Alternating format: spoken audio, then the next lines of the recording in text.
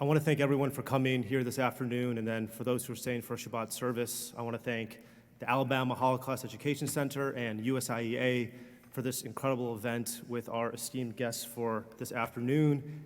And for this evening, we have Heather Johnston, CEO of USIEA, Coach Bruce Pearl, and Senator Katie Britt. They have asked me for 5 minutes to talk about, can you hear? Okay. To talk about contemporary Jew hatred, because they're going to frame it in their conversation. My dissertation, my doctoral dissertation, is on contemporary Jew hatred. So we are going to try to look at 3 frames in one, and I will explain why we're seeing what we're seeing today. The first frame: after World War II with the Marshall Plan, a myriad of Arab immigrants went to Europe to help rebuild Europe. That was the first issue. The second issue in my research stems about 3 decades ago, which is the decline of Western values. What do I mean by that? A rejection of emancipation, where facts are no longer facts, where there's no longer nuance, where feelings have replaced what we know as history. And we start seeing this over and over again.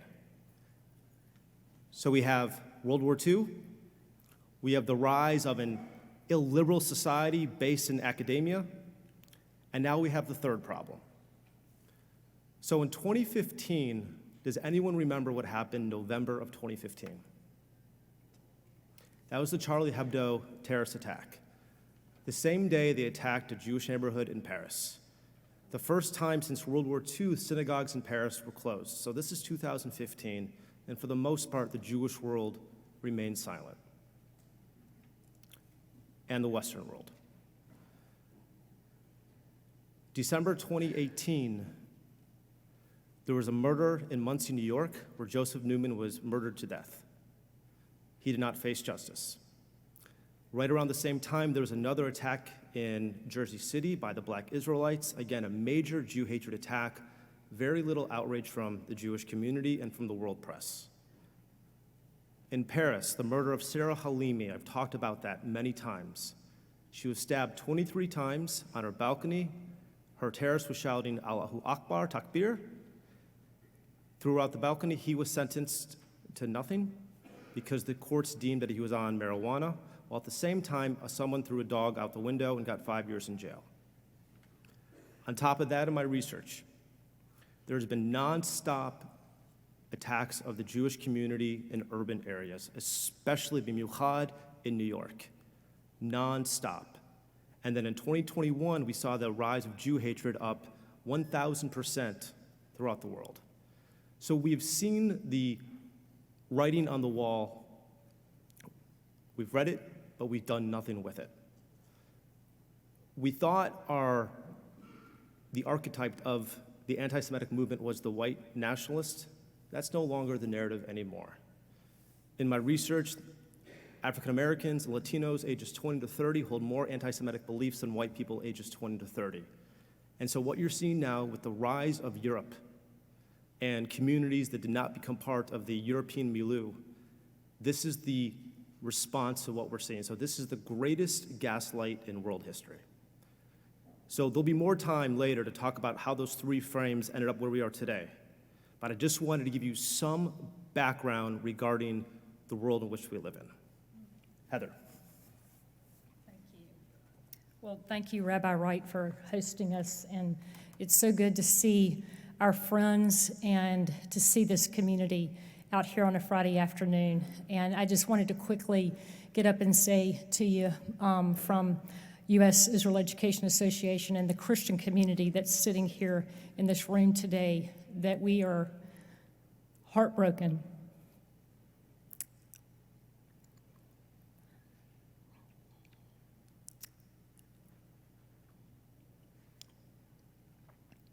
Over the events of this last month, both in Israel and also stateside here in the United States. And we can hardly believe our eyes and our ears.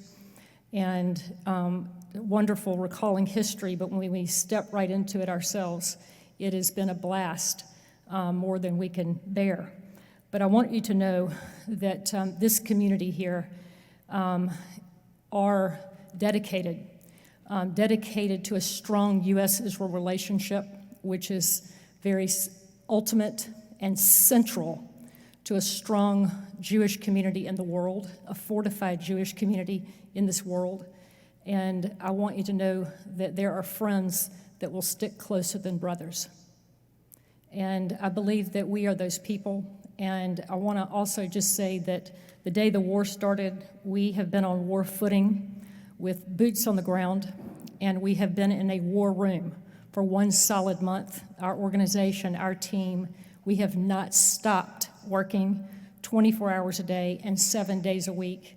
And we're not going to stop until we get through this, until we see the complete demise of Hamas and the raising of another flag in the Gaza Strip. Among other things, we are dedicated to working with our leaders in Congress and across the world to see change. And I believe that God is so redemptive that we're at an inflection point and we're going to see something different in the earth, something different in the world. And I have great hope about it in the midst of this time, this rough patch and this season that's been so hard. So I just want to say we bless you, and as we start this panel, thank you for my esteemed colleagues, and we're going to try to help provide the best that we can, some answers to questions for this community. So thank you for being with us.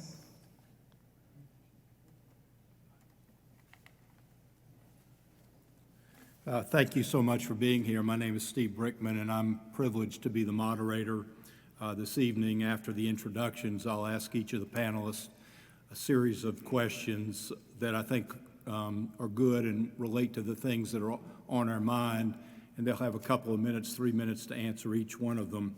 And so that's the format. But I want to thank Rabbi Wright and Temple Emanu-El for hosting, and I want to also thank the Alabama Holocaust Education Center and USIEA for sponsoring this event. It's a really great partnership to see these two organizations come together. USIEA, that I support wholeheartedly, educates members of Congress on the United States-Israel relationship and brings all of us together today in light of what Heather said, in light of the events that are occurring in Israel. I read something today that the rallying cry in Israel is a rallying cry that I think each of us have in our hearts today. Together we will win. That's our rallying cry today. As we join together, I think it's appropriate, Jew and Christian supporters of Israel and a strong United States-Israel relationship, to think about the Psalms that bring us comfort and solace and peace and joy and thoughtfulness at a moment like this. And I think that's the Psalm 133 is a perfect metaphor for the rallying cry in Israel and for what's taking place in this sanctuary at this moment. It's a song of ascents of David. Behold how good and pleasant it is when brothers live together in harmony. It's like fine oil on the head, running down on the beard, running down Aaron's beard over the collar of his robes. It's like the dew of Hermon falling on the mountains of Zion. There the Lord has bestowed the blessing of life forevermore. That's our prayer of unity tonight as we stand together in support of the state of Israel and a strong United States-Israel relationship. We've got three incredible panelists who are so knowledgeable and so supportive of the state of Israel, and I want to introduce them briefly, and then I'll ask Senator Britt the first question, and we'll start the program from there, and I'll ask each of the other panelists questions as we go along. I am proud, very proud, to call Katie Britt our U.S. Senator from the state of Alabama. She has been an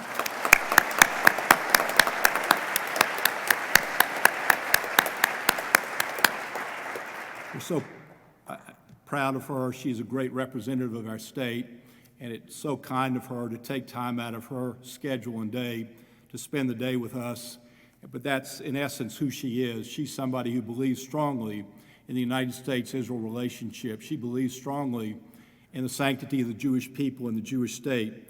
And for those reasons alone, plus many other reasons, we're grateful to have her today. But she's a proud champion of the hardworking families for the great state of Alabama. Recently, she worked to grow good paying jobs and opportunity for all Alabamians while standing up for small and rural businesses, a passion first instilled in her by her parents, both small business owners in her native Wiregrass. She believes, like we do, that no child's zip code should determine their opportunity in life. A practicing attorney by trade, as I am, and we'll forgive her for that, she smartly got out of the practice. She previously served as Chief of Staff to Alabama's then senior U.S. Senator and served on numerous boards and committees, which prepared her for her job. A Christian, a wife and mother, faith and family are at the heart of her life. She's committed to fighting tirelessly to preserve the American dream for our children and our children's children, which is what we say in the Hebrew, Lador Vador, from one generation to the next. Katie now resides in Montgomery in Washington with her husband Wesley, who's a former Alabama football player, and you can tell when you see him, and their 2 children. Our second panelist is a mensch, is a real mensch, and those who are Jewish and those who understand the word would understand that that word applies to Bruce Pearl. He's the head coach of the Auburn University men's basketball team, and probably one of the best, if not the best representative of the Jewish faith in the state of Alabama. In Division I, his teams have won 4 conference championships and 3 conference tournament championships and qualified for 10 NCAA tournaments and 1 Final Four. He's the second fastest NCAA coach to reach 300 victories, needing only 382 games to reach that mark. He was named Coach of the Year by Sporting News in 2006 and awarded the Adolph Rupp Cup in 2008. One of his, I think, proudest moments was serving as the head coach of the Maccabi USA men's basketball team that won the gold medal in 2009, where I think his son played on the team, if I'm not mistaken. His Hebrew name is Mordecai, which is such an apt name at these times, after Queen Esther's uncle Mordecai from the Jewish holiday of Purim. Bruce was the first president of the Jewish Coaches Association, and in 2019 became the 5th head basketball coach to lead a team to the Final Four. The Allgemeiner named Bruce as one of the 100 people positively influencing Jewish life in 2022. I think that honor still resounds today in 2023. A native of Boston, Bruce attended Sharon High School in Sharon, Mass. 1982 graduate of Boston College, where he's the manager of the men's basketball team. He's married to the love of his life, Brandy, and Bruce serves on the board of directors of the United States Israel Education Association. You've heard from Heather Johnston. She's the founder and executive director of USIEA. It's an organization that I support wholeheartedly because it is unabashedly and unreservedly and unconditionally supportive of the state of Israel and a strong United States-Israel relationship. When you have somebody like that in that organization, those are allies, those are our friends, those are the people that are sponsoring this event tonight. And I would ask you to consider supporting them in the days ahead because of what they do for the Jewish community, for the state of Israel, and for each of us. But USIEA is a nonpartisan organization that educates and serves senior government leaders to advance important dialogue and cooperation between the United States and Israel. Since 2011, she's led advanced educational tours for senior members of Congress to Israel, which make a difference. The tours provide an opportunity to travel through Judea and Samaria and to engage with Israeli and Palestinian leaders who are involved in the geopolitical dynamics and understand the demographic realities of the region, particularly cooperation in business. USIEA connects government leaders in the United States with Israel's top leaders and experts on issues related to defense and security, energy, technology, economic cooperation, and agriculture. In addition, through USIEA, Heather has facilitated and hosted numerous educational briefings and forums on Capitol Hill to equip members of Congress with knowledge that's relevant for legislation regarding the U.S.-Israel relationship. And that has turned out to be a very impressive credential for USIEA. She established Israel's National Leadership Center with the city of Ariel, and since its opening in 2010, it's trained over 85,000 Israelis.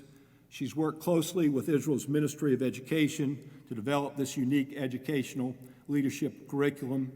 The center has not only trained Israel's top Jewish and Arab youth, but trained all branches of the IDF. She has more than a 20-year involvement with the nation of Israel that has afforded her the unique position to work dynamically inside of the United States-Israel relationship as an educator and thought leader.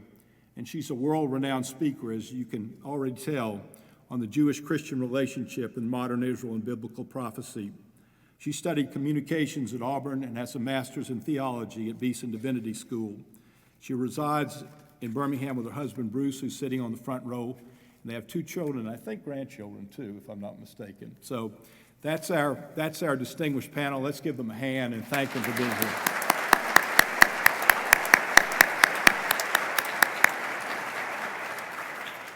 My first question is to Senator Britt. As a senator, you've been to Israel twice and just returned a few weeks ago, having heard from Israel's leaders and from the families of hostages who are in Gaza. You saw and heard about the atrocities of October 7th firsthand. What did you come to understand by being there in person, and what was your greatest takeaway?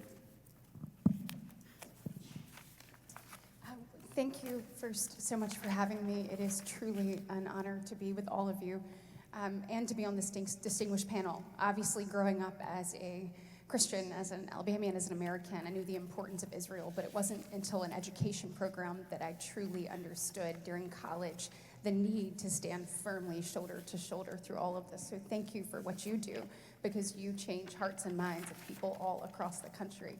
And Coach Pearl, I mean, there's just nobody better.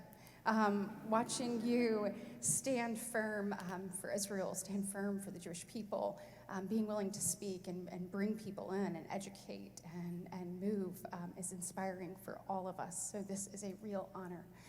I don't know in 3 minutes that I can tell you all that I saw. It was life-changing, and not in a good way. When we touched down in Israel 2 weeks ago, almost to the day, it was an eerie feeling. Having just been in February, March, and seeing the hustle bustle of Tel Aviv, there was a quiet silence that actually filled the space. When they tell you immediately about what to do when the sirens go off, you realize that these things, 90 seconds to get here and do this, these things are part of the daily life of everyone who lives there in Israel.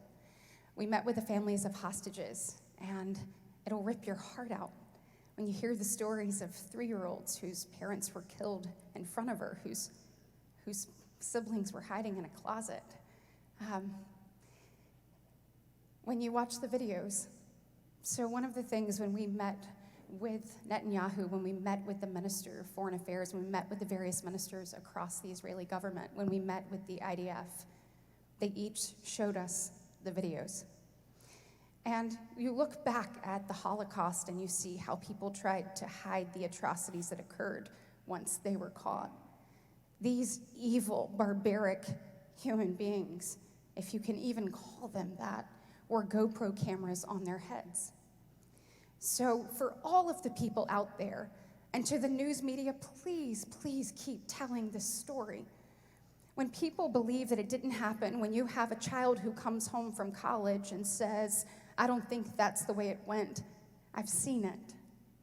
I have seen children begging for their lives, shot in front of their parents. I have seen kids begging for their parents' lives as they set them on fire. I have seen the pictures of women with their clothes ripped off, raped, and then slaughtered. I have seen them stand on a man's head and cut it off. We had a hearing this week in front of the Appropriations Committee, and Secretary Blinken told a story that needs to be told over and over again. It was about his time on the ground, his boots on the ground, about a family of 4 who was eating breakfast that morning, October 7th. Father, mother, son, daughter, the father whose eyes were gouged out, the little boy whose fingers were cut off, the daughter whose foot was cut off, the mother killed, them all murdered, and then these barbaric terrorists then cleared them out of the way, sat down at their breakfast table, and finished their meal. This is disgusting. It is despicable. We must tell this story. And I would say my takeaway from all of it is the evil that is Hamas. It is beyond comprehension. It is something that I didn't think or want to believe that human beings were capable of. And then the fact that the existence of the state of Israel actually hangs in the balance, meaning we must eradicate Hamas. And if I may say one more thing, I know I'm out of time. She can have my time. All of my time. That's why he's a Mitch. So, guys, when we were sitting across from them, and so we go as a bipartisan delegation, which first off, let me just say, I am so grateful for President Biden, for Secretary Blinken, for Secretary Austin, for standing firmly with Israel, being morally unequivocal when they went there right after the atrocities to say, we stand shoulder to shoulder with Israel. And so we went there as a bipartisan delegation, 5 and 5, standing shoulder to shoulder, not as Democrats or Republicans, but united as Americans, standing with the Jewish people, standing with the state of Israel. But as we talked to them, we had questions about munitions, we had questions about people, we had questions about what went wrong. How did we not know? We ask all of these questions, and one of my colleagues said, I remember after 9/11, my daughter asking me, Dad, are we gonna get the bad guys, and are we safe? And one of the ministers said, let me stop you right there. The difference in this and 9/11 is that when we woke up the next morning, the enemy was not oceans away. The enemy was literally next door. And when we answer that question, those are the same questions that my daughter has asked me. And he said, my wife was trying to tell me where she was gonna hide my daughter if this happened again. And he said, the point of the Jewish state is so that the Jewish people never have to hide again.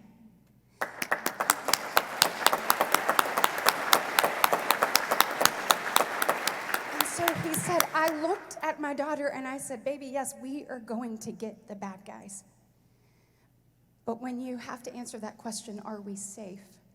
In order for Israel to continue in peace, prosperity, and flourish, we must eradicate Hamas. Because the men and women in Israel cannot tuck their children in at night.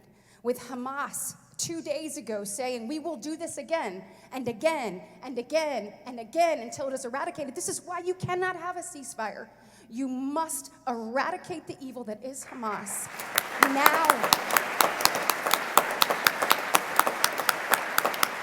And so the importance of this moment, not only for the Jewish people across the globe, but Israel, became very clear to me, listening and looking in their eyes and talking about what is ahead.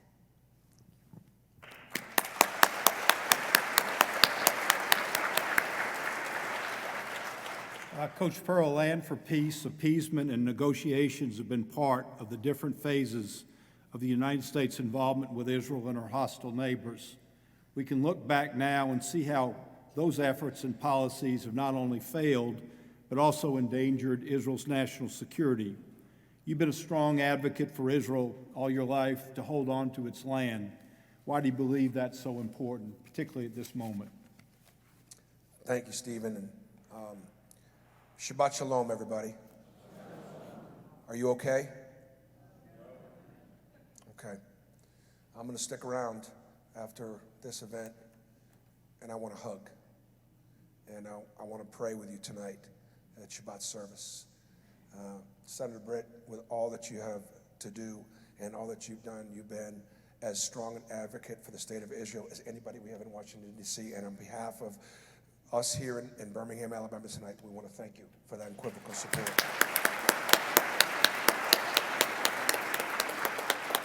When I found out a few years ago that there was a J.H. Israel, not just a J.H. Ranch, I'm like, do you want to go? I'm like, yeah, I'm in. And I went, and I saw the work that Heather Johnston and her incredible team was doing, and I was all in. And right now, if we ever needed U.S.-Israel education, we need it now more than ever for Congress, in our synagogues. God bless you, Rabbi Wright, for your stance and your courage and what an amazing Zionist you are, unapologetically. And we need them at universities. And we have work to do. Stephen, you mentioned the word appeasement.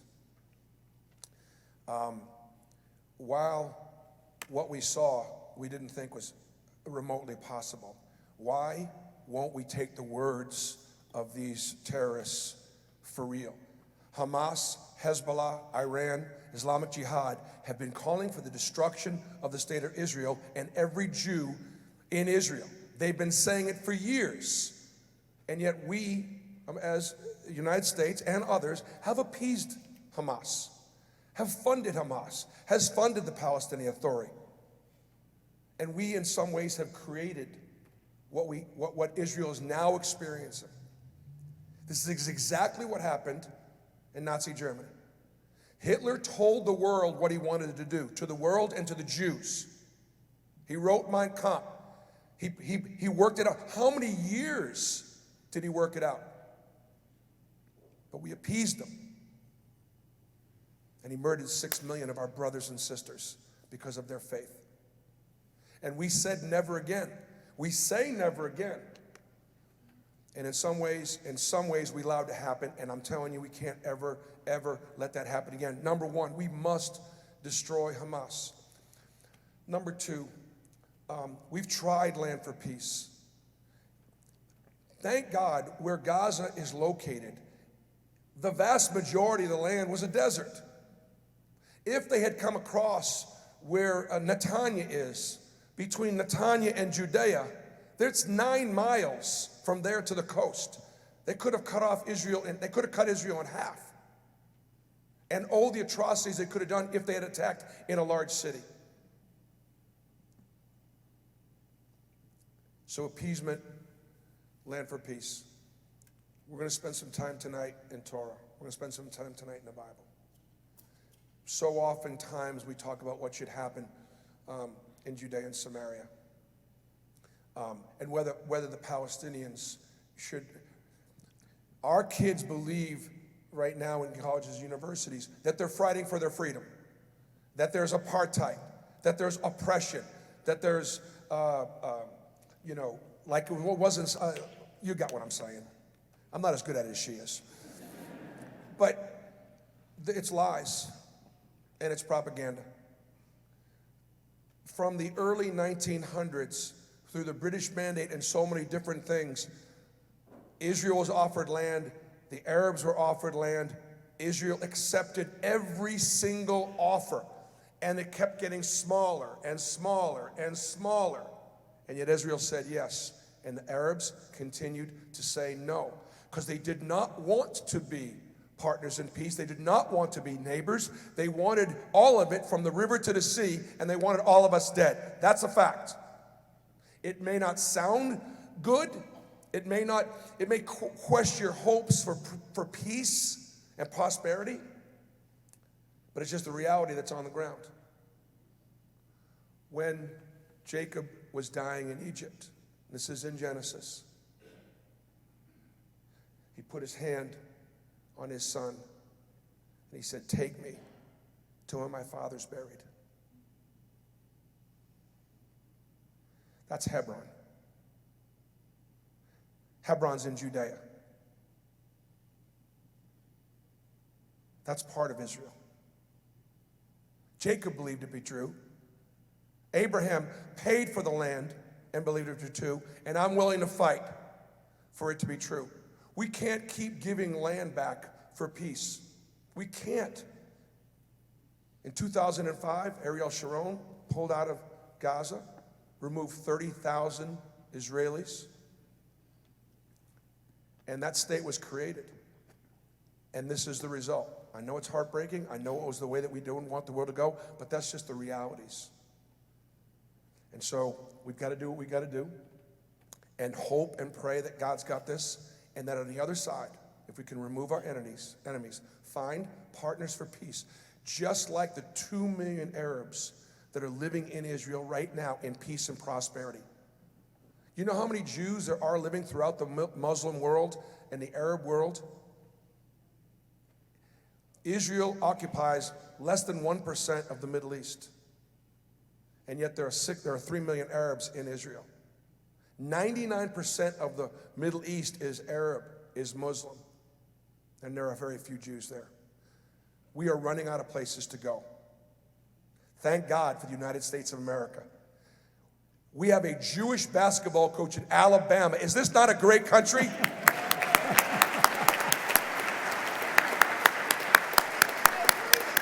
Hey, and you heard, she said, War Eagle. Wesley went, oh. Thank you, Bruce. Hey, now you can see why I call him a mensch, an extraordinary mensch. Heather, the next question is for you. The Biden administration has provided significant support to Israel diplomatically, tactically, militarily, and emotionally. I think Senator Britt referred to the testimony of Secretary Blinken recently that moved her. The United States administration has stated that the goal for expanded U.S. military presence in the region is deterrence, and that's really what Israel's goal is also. Deterrence against the Iranian proxies in Lebanon, Syria, Yemen, and Iraq. What next steps should the U.S. and our partners take to eliminate the threat of Iran and our proxies in the region? Because everything that's happened up to date, and Heather will explain it in greater detail, is manipulated and basically controlled by what's taking place in Iran, who call for the death of all Jews. And Heather, if you'll answer that question, I'd appreciate it. Yes, I will. And I'm sorry I'm sitting here with notes, but I'm going to be really academic about this and accurate. Is that okay? And I think it's so important for us to be informed and to really know what's going on. But just a little bit of history, if you can remember that the United States has been sort of in a 10-year Iranian nuclear process with Iran, agreement. And it started in 2012, and it was called the Nuclear Agreement Joint Comprehensive Plan of Action, or the JCPOA. It was to expire in 10 years, so guess what? It's expired. It went through kind of ups and downs, and the Trump, during the Trump era, that approach was to eliminate that nuclear agreement and to put very strong, crippling, strangling sanctions on Iran, which was very important. We're at the end of that nuclear agreement. Just so you know, there is no nuclear agreement at this point. And so what we need to understand that since 2012, while all of that has been going on, Iran has spent over $20 billion supporting their terrorist proxies in the Middle East. It is their top foreign policy program. They put that as a priority over their domestic needs, so their people suffer due to their huge budget going to the terrorist proxies. And let's be clear that while Hamas's charter was the destruction of the Jewish state, that was the only reason that they existed, and they're not a non-state actor, they're an organization. Their charter was to destroy the state of Israel. Understand that Iran's charter is the destruction of Israel and the United States. So let's understand that, and undermining the Sunni governments in the Middle East. But let's understand they really do mean that. By now, we ought to actually believe them and actually understand that is their marching toward that end. And they will do anything to reach that end. And so we understand that Iran's uptick in support of Hamas since 2019, they've increased the support to 93% of Hamas's budget is supported by Iran. So be clear about who has supported them and that led to this travesty. And that $350 million goes to them annually. So the Supreme Leader, Ali Khamenei, prioritizes his terror-filled foreign policy and with a steady support, and they support the personnel, the operations, and the weapons for all the terrorist proxies in the Middle East. They are the #1 backer of terrorism in the Middle East. And to lose that funding impacts the terrorist proxies. So the aim, unless we just want to bomb the blank out of Iran, which is not a bad idea, while we're in the Mediterranean Sea, why would we not just go ahead and take out the nuclear capacity? Why would we not just trim them a bit. But if we're not going to do that, we have to do something. And there has to be a pivot in the current policy. So I know you think, well, Heather, are you optimistic about that? And I'd like to actually tell you that I am. I think that we have gone through and past an inflection point to horror and shock that is actually changing and bringing about, I believe, hopefully, in the months to come, a pivot in policy, and I've got some good news to announce. What if we could come together in a bipartisan way and go about the foreign policy a little bit differently?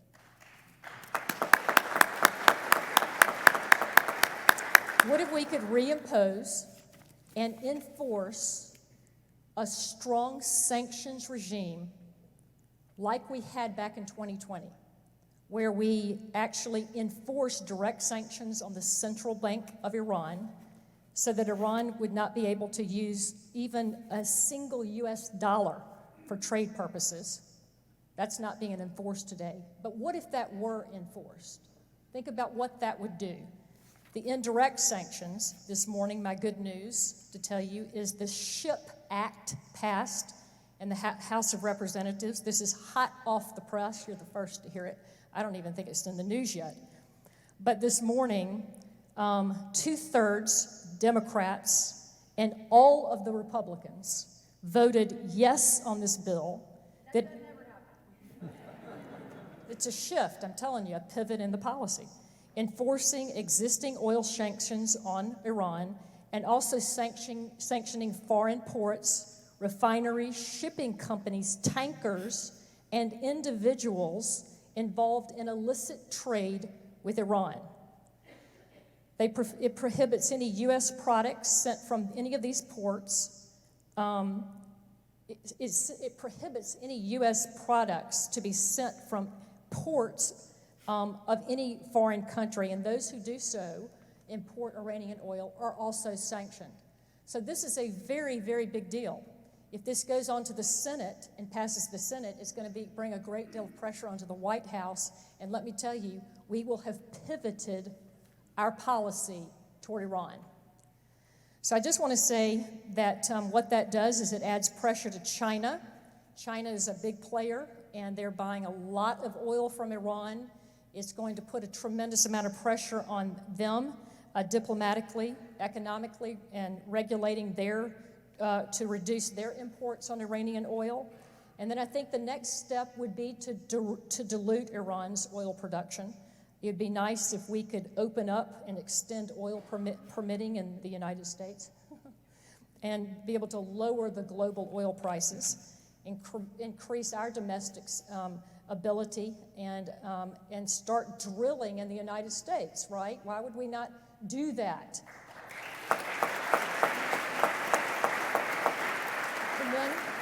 And then as we watch Saudi Arabia come in, why not collaborate with OPEC and the producers of oil in Saudi Arabia to boost production? All of this kills Iran. It kills their economy. It relegates them to the wilderness. So lastly, I would just say Iran is responsible for funding and directing the Hamas attack on Israel, killing 30 Americans, be clear, taking 15 American hostages. So if you can imagine, it was just a few months ago that we did a hostage swap. We got 6 hostages, but we gave them $6 billion that are sitting in a Qatar bank, a Qatar bank. I don't think that there's any basis for keeping that agreement. Do you? No. So I think that we need to send a clear message, and Congress is going to do this. They're working on it right now to pass legislation that revokes the waivers, and the message is that these funds need to be frozen permanently and never go to Iran. And that's the next stage. The last thing to say is the Houthi rebels that are trying to send rockets onto American troops and over the Red Sea. Under the Biden administration, they were delisted off the list of terrorist organizations. They need to be relisted. The effort to delist them was to just sort of appease them in our appeasement of Iran. But we need to relist them and put sanctions on them And this is the kind of thing that the American government needs to do. So I just want to tell you, I'm actually wildly optimistic that in the midst of the shock and horror of this war, that we're going to see a little bit more of a cohesive, bipartisan approach to the Iranian policy.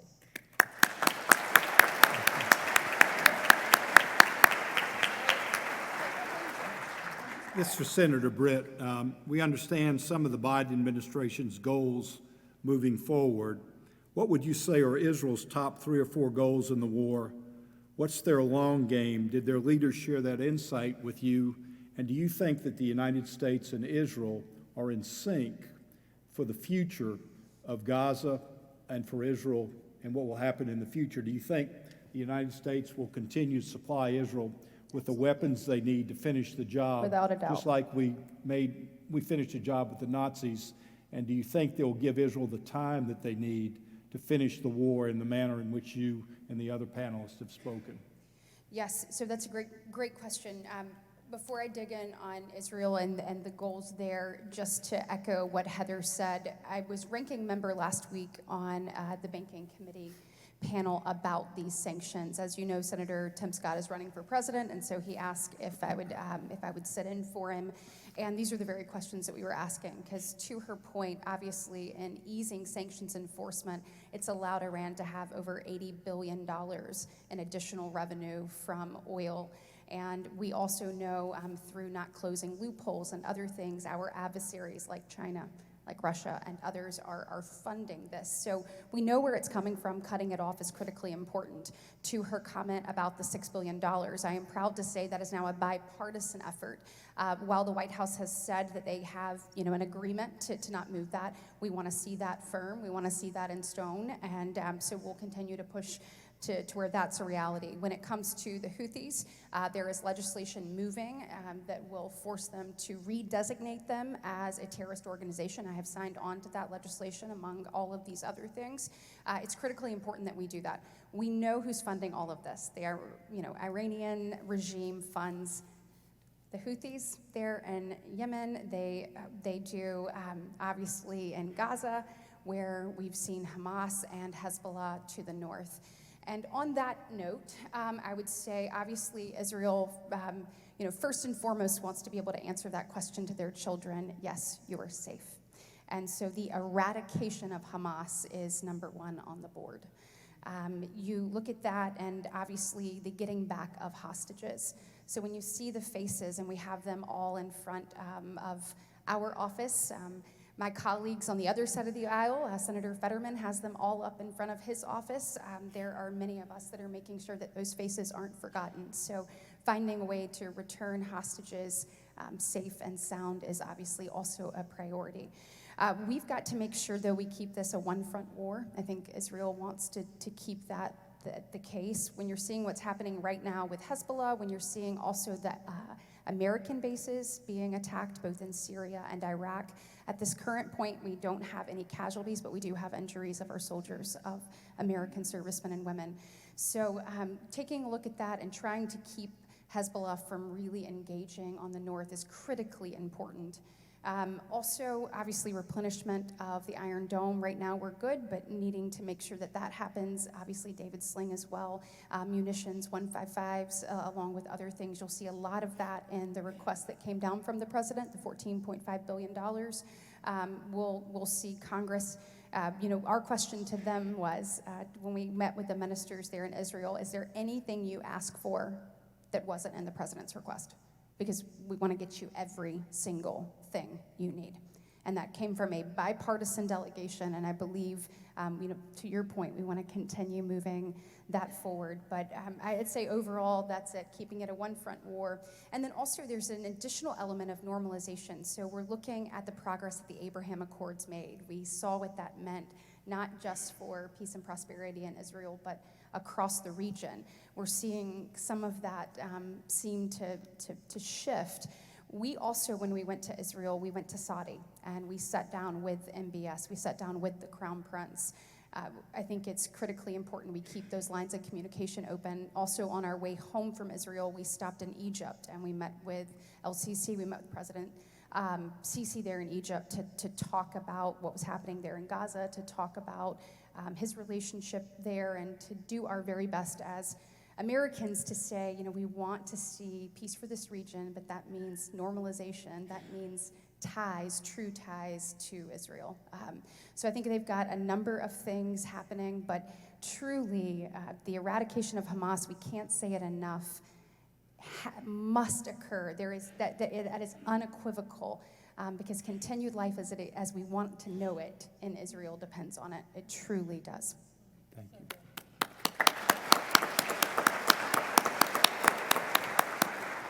Heather, you spoke earlier about working with members of Congress and educating them to support Israel. In your recent work with experts, Israeli leaders, and with Congress, what's the most important message for leaders to hear right now?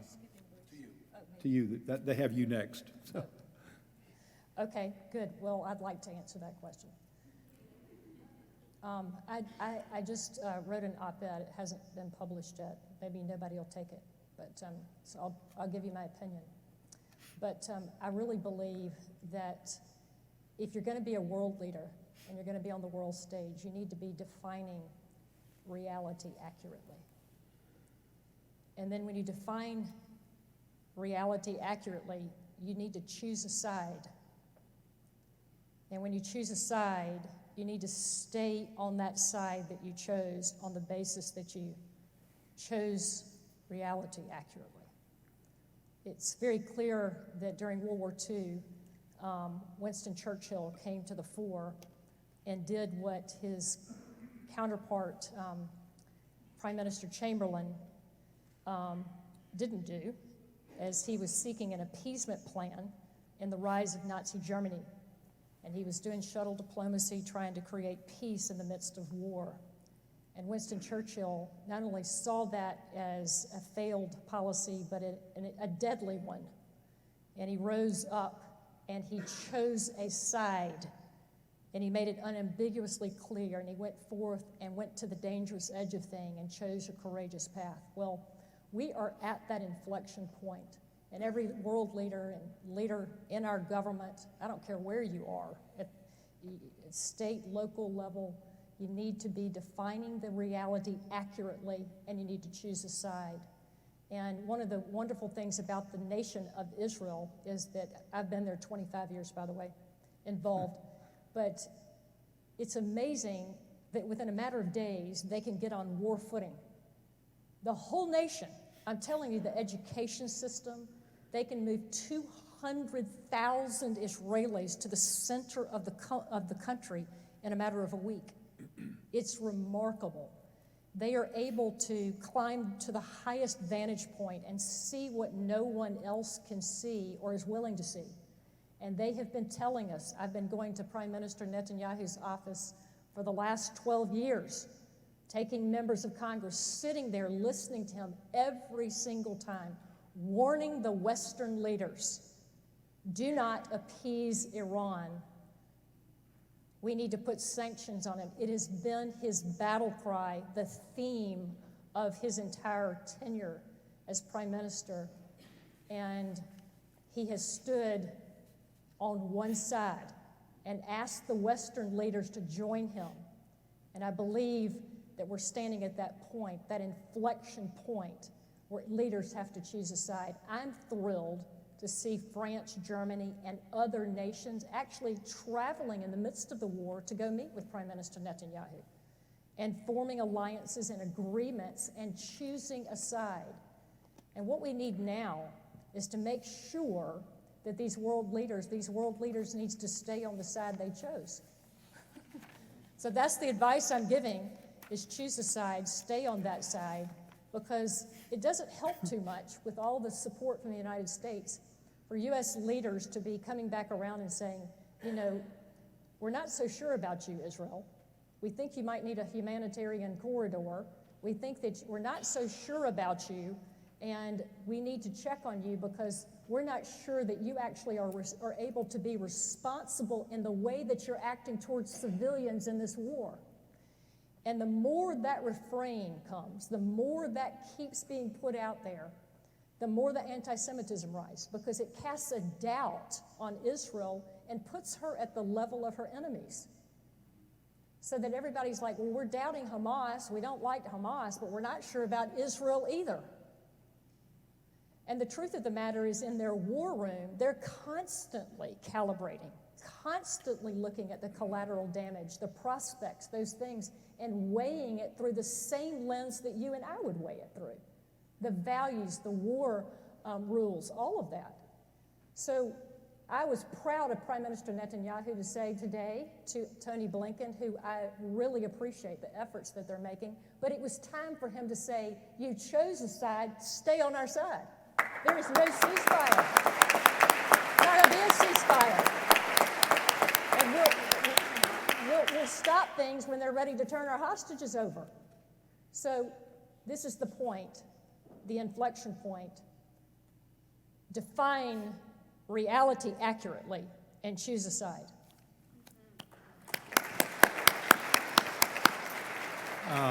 Bruce, this question is particularly appropriate for you because you work on a college campus, and I think this is a question that everybody in this audience is really thinking about today. Silence is complicity. Harassment and intimidation are not covered by the First Amendment. And we're seeing that silence, and we're seeing the intimidation and harassment on college campuses in a manner and form I don't think any of us could have ever imagined in our wildest dreams.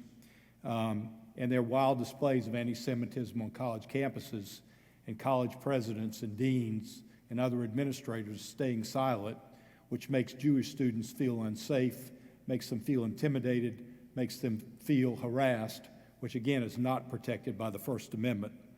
And also, you hear people on college campuses talking about supporting Hamas, which is a foreign terrorist organization that calls for the eradication of the state of Israel and the killing of all Jews in Israel. And that's what you're hearing on college campuses. What do you think deans and college presidents and the U.S. government should do? And I principally blame the college administrators, but also the U.S. government could play a role. What do you think they should do to allay our fears in that area? Before I forget that question, which I'll try not to, I'm 63, I do forget questions every now and then. I just want to add one more thing to what Heather said, because it really does bother me when I hear about the proportional response and whether or not Israel's targeting civilians and, you know, the terrible things that take place in war. How patient has Israel been? When Russia decided to send a couple dozen missiles to Cuba, John F. Kennedy was willing, courageously, to start World War III if they wouldn't put those few dozen rockets on a boat and take them back to Russia. There are 150,000 rockets in Homewood aimed at this synagogue right now over there in Lebanon, right now. Don't tell me about being patient. Doesn't it anger you that at any moment Iran could just call its proxy and go, hey, launch on Israel? That's not an option. So don't tell me about proportionality. We're fighting for our lives. We're fighting for our very existence. As far as the education process, and the reason why, you know, we get involved in some of these things is because you remember back when the athletes, we weren't trusting whether or not we could put our athletes out there onto the court or on the field because they might kneel for the flag and embarrass the university or embarrass the donor base or embarrass our country. Remember that? And everybody wanted to blame the kids. It wasn't the kids' fault. It was our fault. We haven't taught them to love this country enough. We haven't taught them to embrace the opportunities that are available to every single one of my student athletes. We haven't taught them and reminded them that Barack Obama was elected twice as president of this country. You as an African American could be anything you want to be. Have there been roadblocks or obstacles for us to have our success? Yes, there has, everybody, but they're navigable in this country. And then we taught them about patriotism. We taught them about the flag. I brought soldiers in who basically said, I've gone to war and I have fought for the right for you to kneel. But if you did, it would break my heart. And my guys to a man said, "Sir, we will honor the flag. We will stand at attention." And then we went out and raised some money, millions of dollars, to have more diversity at Auburn, because Auburn is such a great place. Anybody can be successful there. And that was our mission. Together we will scholarships were created. So we need to teach. So on days after this genocide, the most Jews killed since 1945 in a single day, and yet our university presidents and chancellors and leadership could not at least just condemn Hamas. Not even having any kind of a thought about what the process is, but at least condemn the action that took place. And when Hamas and their leaders defend what they've done, their defense is they're freedom fighters. They're fighting the oppressor, the occupier. That's just not true. It's not accurate. And what? We're not teaching it. And so that when our students sit back and wonder, why wasn't there a moment of silence for 33 Americans murdered and dozens held hostage? We marched for George Floyd and police brutality. We worked on that together. But yet, because it involves the Jews, somehow silence is complicity. Dr. King spent some time in this town. He told us that silence is complicity. You've got to go home and win this at your kitchen table. You've got to teach your children. You've got to have these hard conversations. It's not easy. My kids, too, call me. I know, Daddy, but I'm watching what's going on in Gaza right now. It's just breaking my heart. I'm like, honey, it's breaking my heart, too. But we have no choice. Where else will they let us go? And so I hope that you have the courage to not be silent. I'm preaching to the choir here. This is mishpucha. This is my family. I know you're not afraid. Thanks, Bruce. The next question is to Senator Britt. You sit on the Senate Appropriations Committee and chair one of the subcommittees. What does Congress need to do legislatively to support Israel, as well as to protect our own interests in the region? What do you plan to do? Yes, thank you for the question. So first, we have to have a shift in policy. We have got to go back to maximum pressure when it comes to sanctions on Iran. We must enforce them. We know where the evil is coming from. We know who is funding it. We have got to dry them out financially, so that's one. I am hopeful. I have called for Secretary Yellen to come in front of the Banking Committee and answer tough questions. I also believe we can never re-engage in something like the JCPOA, ever again. When I went to Israel previously, the question I asked them was, I said, hey, I'm new here. Tell me over the last 20 years, what is the greatest mistake that America has made that has put Israel and America in jeopardy? And they said engaging in those nuclear talks changed the dynamics of the region. That was February, March. Folks, when you look at this and you piece this all together, to what Heather said earlier, we must change posture. I also asked last week when I had Secretary Austin in front of the Appropriations Committee, what is the red line? You don't have to tell me what the red line is. What I want to know, you've said there's a red line, which I'm glad now there's a red line. I'm glad there's a red line when it comes to actual American engagement. But my question to you is, does Iran know what that red line is? And are we prepared to stick with it? Look, our word has got to mean something. When we said never again after the Holocaust, it has to mean never again.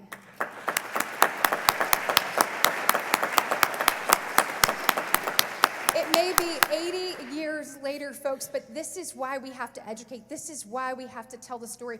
This is why the uncomfortable things that I said to you tonight that I saw, you must tell them again. This is why General Eisenhower said, when the Holocaust occurred, bring in the members of Congress, bring in the media. I want people to see this. I want them to feel it. I do not want there to be any question about what occurred, because that will ultimately make us complicit, and we will be right back here again. We cannot allow this to happen again. We must stand firm. So those things, additionally, I have signed on to a number of pieces of legislation, resolutions standing with Israel against terrorism, letters to President Biden and the State Department about refreezing the $6 billion to Iran, that transfer, which they say is hostage to hostage. I have a very different opinion about that. I believe that those were people who were rightfully convicted, given due process here in America. They were enemies of the state. They were terrorists. Those people held in Iran were actual hostages, political hostages. We traded one for one. Then we gave us $6 billion. It's just the continued appeasement of the Iranian regime must stop. Because listen to me. Anyone who thinks you are going to find a moderate in Iran, you are on a fool's errand. Their goal is to eradicate the state of Israel. It is to eradicate the Jewish people.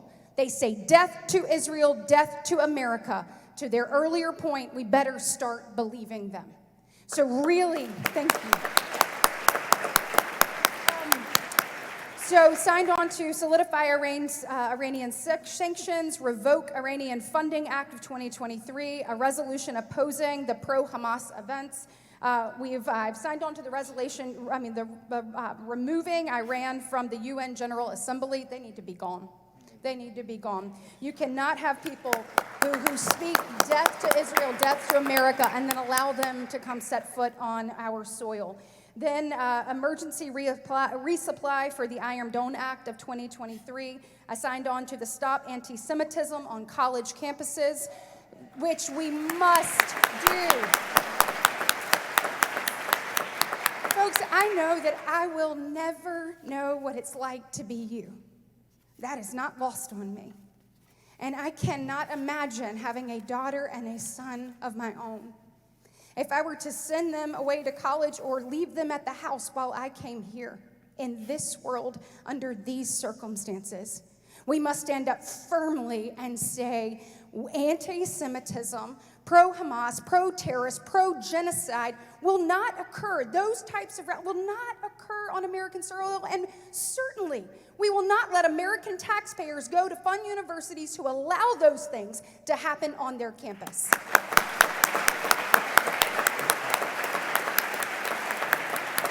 And then signed on to both the letter and the bill to redesignate the Houthis. To Heather's earlier point, one of the very first things of this administration, they obviously took away the terrorism designation of that, terrorist designation, and we've got to get that right.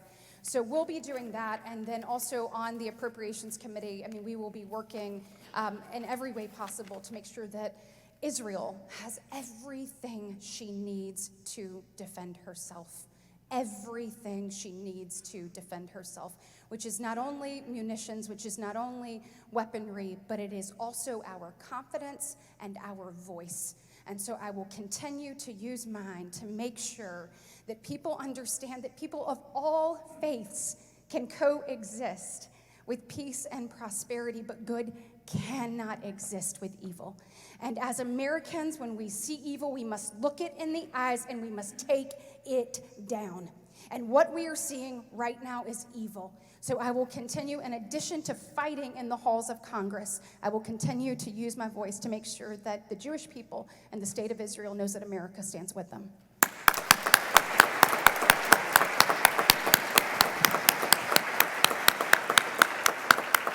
Well, a couple more questions, but I think because of the time, we're going to pass on those and let you talk to the panelists for a few minutes after this is over. It's one of the most incredible hours that I've ever spent. It's exactly what I needed to hear at this moment in time.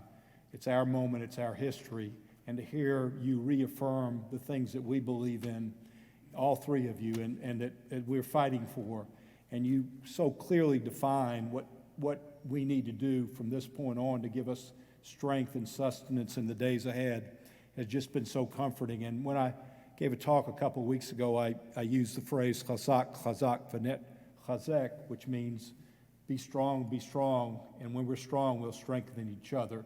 And I think today's panel was a prime example of that we will strengthen each other in the days ahead, thanks to the words and the blessings that you've bestowed on us this afternoon. So Heather, Bruce, Senator Britt, thank you so much for all you do. Hold on. We're gonna stand. Before we conclude and swap for Shabbat services, I want to thank our guest again. And we learned from the Book of Kings when Elijah was running away, he heard a bunch of noise, but he heard that still small voice, and that was the voice of God. For the Jewish community, we've been wrestling with the idea of who are our friends now and what does allyship look like, and some of us have been lamenting with that silence. If we listen hard enough, we really can hear. All hot comma for comma, and all the more so, you heard the voices from the Bima tonight, loud voices supporting the Jewish people in the state of Israel. As a Jew, as a father, as a rabbi, I am forever grateful of the voice, the loud voice that you guys are providing. And for all my congregants and for all the Jews watching, I want to thank everyone here for coming and supporting the Jewish community. Hazaka Baruch, strength and blessings, and please join us. Stacy, talk. Stacy, you coming up? Okay. Stacy and Lisa represent the two organizations that sponsored this event, and both organizations love the state of Israel, and both organizations are an eloquent reminder of the words that we say and have heard tonight, never again. So I'm going to let them talk about this evening from their perspective. I'm going to talk really fast because I do know it's late. Thank you to all of you there. As I was listening, there were so many things that I wanted to capitalize on, and we'll capitalize on that later. But I will tell you that I have been spending every waking moment reflecting on the lessons that I have learned from the Holocaust, as that is our mission. And one of the many things that stands out to me is that the death camps, concentration camps, the ghettos, were in the middle of neighborhoods. There was resistance within the camps where they sent out letters and flyers and tried to get people around where the neighborhoods where people lived. They tried to get them to understand and believe what was happening. We can't be silent. We have to go back and look at the history and look at what happened, because when you do, you will see it is happening again. And we can't let that happen. Please continue to use your voice. We're preaching to the choir. Please go home tonight and talk with a friend, your dinner table. Let people know that they need to look at what happened before so that we really can ensure it doesn't happen again. Thank you all for being here. Thank you. Thank you, Lisa. Thank you all for joining us. I'm Stacy Ryan, the Chief Development Officer at USIEA. We want to say thank you for joining us tonight and being a part of this. We also want to ask you to learn more about what we're doing right here. Our office is in Birmingham. We're a 501c3 nonpartisan. We would love for you to watch some of the videos that we have recently published. Be a part of our briefings with Congress that are going on a regular basis now. We have some cards for you as you exit with our QR code that will lead you to our website, in addition to a lapel pin for us to proudly wear. Our panelists will be up here at the front if you would like to spend a few minutes with them. And we want to invite all of you to join us for Shabbat in about 40 minutes. Thank you.